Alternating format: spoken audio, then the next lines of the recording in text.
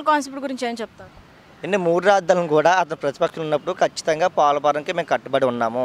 అక్కడ స్వయాన ప్రధానమంత్రి ఎవరైతే ఉన్నారో నరేంద్ర మోడీ వచ్చి శంకుస్థాపన చేశారు. ఇది ప్రతిపక్షంలో ఉండగానే ఖచ్చితంగా మేము పోలవరం ప్రాజెక్టుకే కట్టుబడి ఉన్నామని చెప్పిన వ్యక్తి ఈరోజు అధికారులకు వచ్చిన తర్వాత ఏ విధంగా మాట మార్చేస్తారని చెప్పేసి మేము అడుగుతా ఉన్నాం.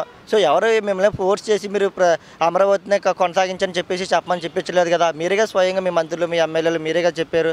సో ఈరోజు అధికారులకు వచ్చిన 3 రాజధాని ప్రస్తావన తీసుకున్న లక్షల కోట్లు అక్కడ వెచ్చించి అక్కడ ఆ ఏరియా పోలవరం సంబంధించి ఆ ఏరియా సంబంధించిన ప్రజల దగ్గర ఆస్తులు తీసుకొని ఈరోజు పోలవరం ప్రాజెక్టు సగం ఒక 80% అక్కడ నిధులు వెచ్చించి అక్కడ అన్నీ కూడా భవనాలను కేటాయించి కడతా ఉంటే ఇది ఆ ప్రజాధనం అంతా వేస్ట్ చేసేసి అవి కట్టకపోగా 3 రాజధానుల ప్రస్తావన తీసుకొస్తా ఉన్నారు. 3 రాజధానుల ప్రస్తావన తీసుకొచ్చిన కోర్టులు పిటిషన్లు వేస్తే కోర్టు చాలాసార్లు అనేక సందర్భాలు ముట్టుతా ఉంది.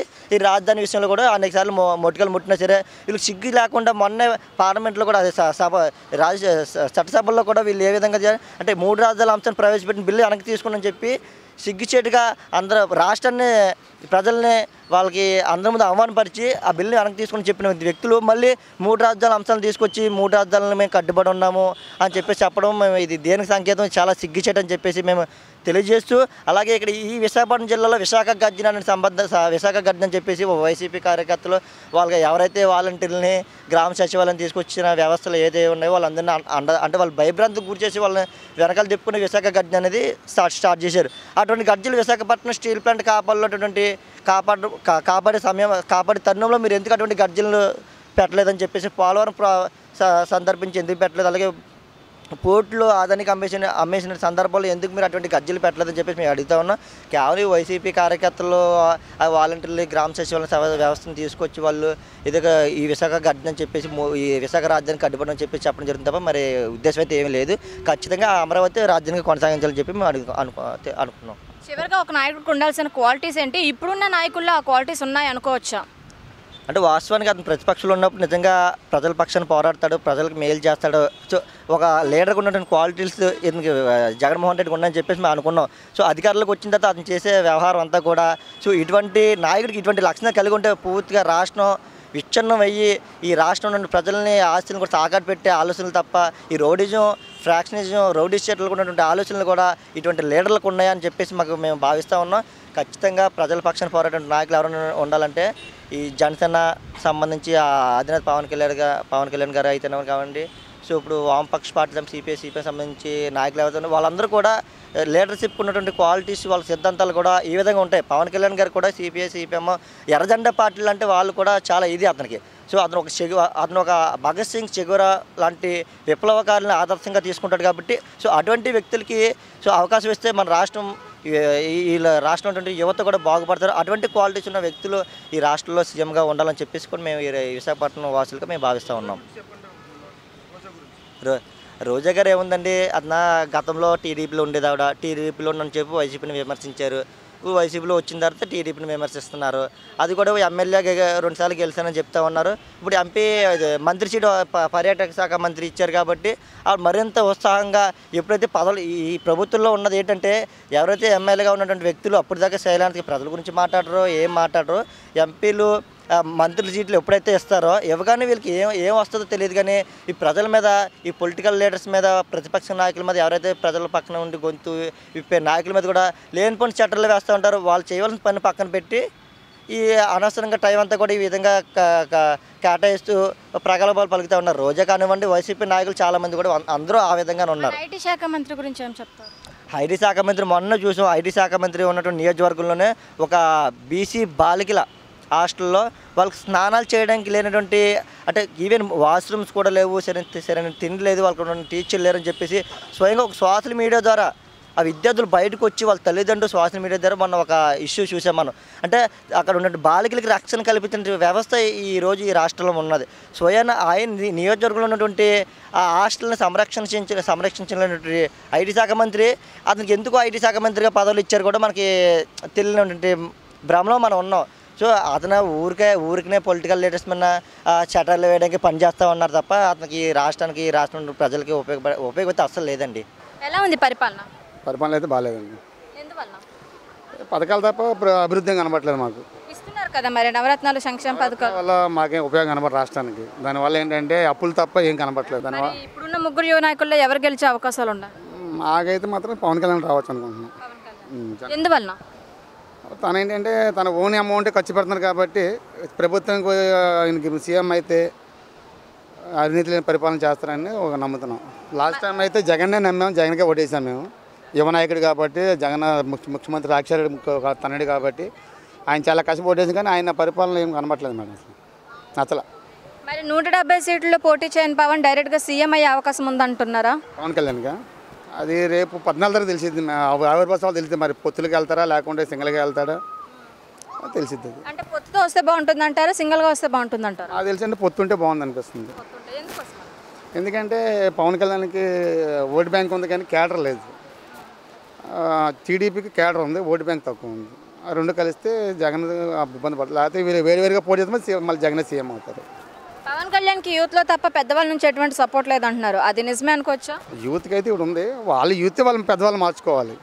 ఇప్పుడు మా ఇంట్లో నేను ఉన్నాను, మా అమ్మ నాన్నతో నేనే ఓటు వేపిస్తాను. ఇప్పుడు లాస్ట్ టైం నేను జగన్కి వేసాం, ఈసారి మా అమ్మ నాన్న పెట్టి మేము పవన్ కళ్యాణ్ చేసాం, జనసేనకి ఓటేస్తాను అనుకుంటున్నాను. మరి లోకేష్ పాదయాత్ర కోసమే జగన్ తన వారాహి బస్సు యాత్ర ఆపుకున్నారంటారా? అలాగేం లేదు. ఎందుకంటే పవన్ కళ్యాణ్ ప్రకటించారు, ఆయన కొన్ని సినిమాలు అగ్రిమెంట్ తీసుకున్నారు. మార్చి 14 తారీఖున ఆవిర్భావ సభ తర్వాత ఆయన ఒపీనియన్ ఏంటో, ఆయన పొత్తులు వెళ్తారా లేకపోతే సింగిల్గా వెళ్తారా అని చూస్తారు. లోకేష్ జూనియర్ ఎన్టీఆర్ని టీడీపీలోకి రమ్మంటున్నారు, ఒకవేళ వస్తే అధికారంలోకి వచ్చే అవకాశం ఉందంటారా? జూనియర్ ఎన్టీఆర్కి అయితే రారు, మాకు తెలిసేది రారు. ఆయన అవసరం వచ్చి కూడా ఆయన బాగా అనిపించలేదు, రాడాయన. ఇక లోకేష్ అంటే ఇక లోకేష్ విషయంకి వస్తే మరి ఆయనకు టాకింగ్ పవర్ లేదు, తర్వాత కష్టపడుతున్నారు, చెప్పలేం. ఓటుకు నోటు లేకుండా గెలిచే ప్రభుత్వం ఏదైనా ఉందా? ఓటు నోటు లేకుండా గెలిచే ప్రభుత్వం అయితే జనసేనకే గెలాలి. ఆయన జీరో మనీ పాలిటిక్స్ అన్నారు. ఇప్పుడు జగన్మోహన్ రెడ్డి గారు 75 సీట్లు గెలుస్తాం, పోటీ చేస్తున్నారు. అదే జగన్మోహన్ రెడ్డి గారు రూపాయి పంచకుండా జీరో పాలిటిక్స్తో మనీ పాలిటిక్స్ రమ్మని చెప్పండి, ఎవరు ఓటు వేయాలి వాళ్ళకి. అది పవన్ కళ్యాణ్ ఇంకా తన ప్రచారాన్ని స్టార్ట్ చేయలేదు, 6 నెలల ముందు ప్రచారం స్టార్ట్ చేస్తే అధికారంలోకి వచ్చే అవకాశం ఉందంటారా? పవన్ కళ్యాణ్ గారి ప్రచారం అండి మేడం, ఇప్పుడు ఆవిర్భావ సభలో తెలిసిద్ది ఎప్పుడు ప్రచారం స్టార్ట్ చేస్తారా, ఈ క్యాండిడేట్లు ఎవరు ఉన్నారా ఏంటి అనేది మార్చి 14 తర్వాత తెలిసిద్ది. అంతవరకు కూడా మనకి ఆయన ఒపీనియన్ తెలియదు బయటికి. ఆయన ఏ విషయం చెప్పట్లేదు. ఆయన పొత్తులు వెళ్తారా, విడివిడికి వెళ్తారా, ప్రస్తుతానికి అయితే మాత్రం డెవలప్మెంట్ లేదు మేడం. నేను ఈ నవరత్నాల వల్ల ఉపయోగాలు జనాలకు లేవు. 30% ఉపయోగం, 70% జనాల పీపుల్స్ బాధపడుతున్నారు. జగన్కి జనాల్లో ఇంత అసంతృప్తి ఉన్నా సరే 170 సీట్లకి 170 సీట్లు గెలుస్తామంటున్నారు, నిజమే అనుకోవచ్చా? అది వాళ్ళ ఒపీనియన్ అలా ఉంది.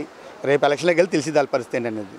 అంతవరకు మొన్నటిదాకా టీడీపీ, అప్పుడు ఎలక్షన్లో టీడీపీ తప్ప జనసేన జగన్ రావాలనుకున్నారు, కానీ మొత్తం జగన్ ఫేవర్ పట్టుకుని జగన్కి అందరూ వేసాం.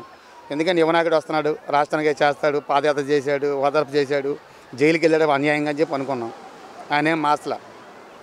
అది జగన్ వెనుక పల్లె ప్రజల అండ ఉంది, ఖచ్చితంగా గెలుస్తారని సర్వేలు అంటున్నారు, అది నిజం అనుకోవచ్చు? నిజంగా రాబోద్దు. అది ప్రతి పల్లెటూరులో కూడా రివర్స్ అయిపోయారు. మన రైతులు కూడా చాలా ఇబ్బంది పడ్డారు. ధాన్యం ఇప్పుడు నేనే 3 ఎకరాలు ధాన్యం వెళ్ళడానికి నాకు చాలా పోట్లు పడ్డాను. నేను ధాన్యం తీస్తానికి ఈ డ్రాప్ కావాలి, అది కావాలి. ఆ ధాన్యం వెళ్ళడానికి నాకు 15 రోజులు పట్టింది బయటికి వెళ్ళడానికి. మరి మన రాష్ట్రానికి రాజధాని లేదు, మరి 3 రాజధానుల కాన్సెప్ట్ ఓకే అంటారా? ఉన్న రాజధానికి డెవలప్మెంట్ లేదు, 3 రాజధానులు ఎక్కడ మేడం అవుతుంది? ఉన్నదానికే లేదు. 30,000 ఎకరాలు తీసుకున్నారు, దానికే డెవలప్మెంట్ లేదు. ఏదంటే వీళ్ళు వైసీపీ నాయకులు భూములు కాపాడుకోవడానికి, రేట్లు పెంచుకోవడానికి, జనాలు మైండ్ డైవర్ట్ చేయడానికి 3 రాజధానులు ప్రకటించారు. పీపుల్స్ మైండ్ డైవర్ట్ మాట. పరిపాలన పక్కన జనాలు కొట్టుకోవడానికి. ఇది ఇక్కడ అవుతుంది, రాష్ట్ర ఇది అవగానే మాకేంటి. ఇప్పుడు సపోజ్ ఇక్కడ మాకు ఎకరం పొలం ఉందనుకోండి, ఆ వైజాగ్ రాజధాని కానీ మాకు ఆశపడుతుంది, అమ్మ రేట్లు పెరుగుతాయని చెప్పేసి. అలాగే మైండ్ డైవర్ట్ మాట. రాజధాని లేదు, ఏం లేదు. ఒక రాజధాని ఒకటే అమరావతి రాజధాని, దాన్నే డెవలప్మెంట్ చేయాలి. కానీ 3 రాజధానులు ఇంకా పెట్టుకొని చేసేది ఏముంది? మనకున్న ఆర్థిక పరిస్థితి వల్ల 3 రాజధానులు ఎక్కడ కడతాం? మన రాష్ట్రానికి రోడ్లే లేవు, రాజధానులు ఎక్కడ వస్తాయమ్మా? చివరిగా ఒక నాయకుడిలో ఉండాల్సిన క్వాలిటీస్ ఏంటంటారు? నాయకుడిలో క్వాలిటీస్ ఏంటి మేడం? మన ఇప్పుడు వాళ్ళు ఉన్న పీపుల్స్ అని సంపాదించుకొని బాగానే ఉంది, అందరికీ ఆస్తిపరులే. కాకపోతే పేదవాళ్ళకి న్యాయం చేయాలి. మన మెయిన్ థింగ్ ఏంటంటే నాకున్న ఒపీనియన్ ప్రకారంగా నిత్యావసర సరుకులు సామాన్యుడికి పప్పులు, ఉప్పులు, ఈ ఆటో ఛార్జీలని, బస్ ఛార్జీలని, నెక్స్ట్ పెట్రోల్ అని, డీజిల్ అని ఈ ఏం తెంచాలి. నువ్వు ఇచ్చే అమ్మఒడి ఇచ్చినకపోయినా మీ పిల్లలు కానీ వాళ్ళు పెంచుకుంటూ స్కూల్కి వెళ్తారు.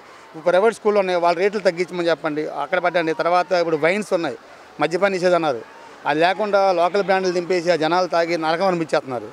ఇంతకుముందు అయినా ఒరిజినల్ ఫస్ట్ బ్రాండ్లు వచ్చి ఎవరు తాగి కూడా కమర్షియల్ అయిపోయింది. ఇప్పుడు ఇంతకుముందు అని ఎవరు పట్టించుకుంటు కాదు, మందుని 10 గంటల దాకా ఉండదు, నచ్చడం తాగలేదు. ఇప్పుడు ఏంటంటే 8 గంటల షాప్ బంద్ అవుతుంటే అందరూ లైన్ అక్కడ. ఇంతకుముందు రేషన్ దొంగ సినిమా దగ్గర లైన్ లాగా వైన్ షాపులు జనాలు లైన్ కడుతున్నారు. మరి మన ఐటీ మినిస్టర్ గురించి ఏమంటారు? ఇక ఆయన పేరే తెలియదమ్మా నాకు. అమర్నాథ్ ఇక ఆయన పేరు తెలియదు, తెలుసు అమర్నాథ్ తెలుసు అనకాపల్లి. ఇక వేస్ట్ గారి మీద మాట్లాడుకోవడం. రోజా గారు? ఇక రోజా గారు అంటే ఇక జగన్ గారు ఏం చెప్తే చేయాలి రోజా గారు మేడం గారు. ఇప్పుడు ఆమె టూరిజం మినిస్టర్ ఏం చేసింది? రుషికోవడం మొత్తం మింగేసింది. అవి ఏం చేస్తున్నారు? ఎవరేం చేయట్లేదు. ఇంకొక 6 మంత్ టైం ఉంది. 6 మంత్లోనూ తెలిసిపోద్ది ఎవరండి అనేది. వీడియో కనుక మీకు నచ్చినట్లయితే లైక్ చేయండి, షేర్ చేయండి. మరిన్ని వీడియోస్ కోసం మా ఛానల్ని సబ్స్క్రైబ్ చేయండి. మీ అభిప్రాయాలు మాకు కామెంట్స్ రూపంలో చెప్పండి. మరిన్ని వీడియోస్ కోసం మా ఛానల్ని సబ్స్క్రైబ్ చేయండి.